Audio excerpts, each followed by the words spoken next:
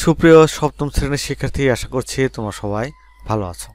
আজ আমি তোমাদের বাংলাদেশ ও বিশ্ব পরিচয় ষষ্ঠ অধ্যায় বাংলাদেশের জলবায়ু এই অধ্যায়ের অনুশীলনীতে দেওয়া বহু নির্বাচনী এবং সৃজনশীল প্রশ্ন ও উত্তর নিয়ে আলোচনা করব।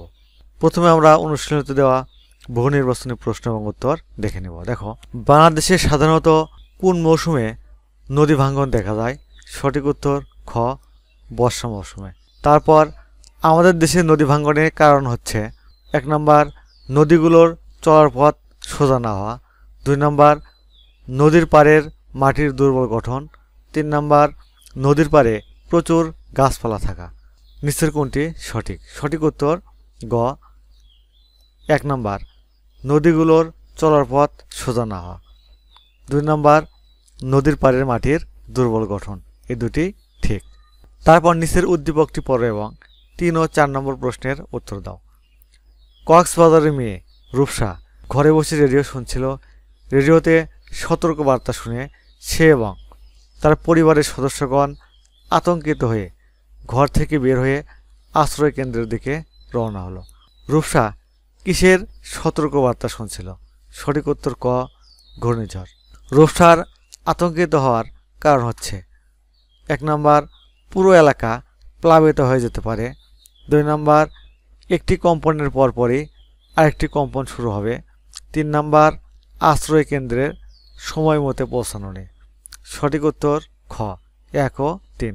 পুরো এলাকা প্লাবিত হয়ে যেতে পারে, 3 নম্বর আশ্রয় কেন্দ্রের সময় মতো পৌঁছানো নেই। এই দুটি ঠিক। তারপর দেখো, এখানে একটি সৃজনশীল প্রশ্ন দেওয়া আছে। চলো এই সৃজনশীল প্রশ্ন এবং উত্তর আমরা আমাদের নোট থেকে দেখে নেব। সুপ্রিয় শিক্ষার্থী, প্রথমে আমরা উদ্দীপকটি পড়ে নেব। প্রশ্ন 1, 23 সেপ্টেম্বর 2011 এর দৈনিক পত্রিকায় একটি খবর দেখে জারিফ চমকে ওঠে। বিশ্বব্যাপী এক ধরনের গ্যাস অধিক নিঃসরণের জন্য জলবায়ুর ব্যাপক পরিবর্তন হচ্ছে। ফলে বাংলাদেশ ও মালদ্বীপের মতো সমুদ্রপৃষ্ঠের কাছাকাছি উচ্চতার দেশগুলো আজ হুমকির মুখে পড়েছে। এই বিপর্যয়ের জন্য জারিফ মানবসৃষ্ট নানা কর্মকাণ্ডকে দায়ী করে এক ধরনের উৎকণ্ঠা অনুভব করে। ক নম্বর বাংলাদেশ কোন অঞ্চলে অবস্থিত? সঠিক উত্তর বাংলাদেশ ক্রান্তীয় অঞ্চলে অবস্থিত। তারপর বাংলাদেশের জলবায়ুতে মৌসুমী বায়ুর প্রভাব ব্যাখ্যা করো। উত্তর মৌসুমের শুরুতে কোথাও কোথাও কালবৈশাখী ঝড় হয়, সমুদ্র উপকূলে ঘূর্ণিঝড় ও জলোচ্ছ্বাসও হয়। বর্ষাকালে বঙ্গোপসাগরের দক্ষিণ দিক থেকে জলীয় বাষ্পপূর্ণ বাতাস বয়ে যায়, একে মৌসুমী বায়ু বলা হয়। এই মৌসুমী বায়ুর প্রভাবে বাংলাদেশে প্রচুর বৃষ্টিপাত হয়, তবে দেশের সব এলাকায় সমান বৃষ্টিপাত হয় না। সিলেট, চট্টগ্রাম, কক্সবাজার অঞ্চলে বেশি বৃষ্টিপাত হয়। অন্যদিকে রাজশাহী, পাবনা, কুষ্টিয়া অঞ্চলে কম বৃষ্টি হয়। মৌসুমী বায়ুর প্রভাবে বাংলাদেশে বেশ ঘূর্ণিঝড় ও জলোচ্ছ্বাসও হয়। তারপর গ নম্বর উদ্দীপকের বাংলাদেশ কী ধরনের হুমকির মুখোমুখি ব্যাখ্যা করো। উত্তর পৃথিবীব্যাপী গ্রিনহাউস গ্যাস বৃদ্ধির কারণে নানা দিক থেকে বাংলাদেশ আজ হুমকির সম্মুখীন। পৃথিবীর অন্যান্য অঞ্চলের মতো বাংলাদেশও জলবায়ুর পরিবর্তনের কারণগুলো প্রায় একই। বাংলাদেশ একটি দুর্যোগপ্রবণ দেশ হিসেবেই বেশি পরিচিত। এদেশে নানা ধরনের প্রাকৃতিক দুর্যোগ ঘটে থাকে।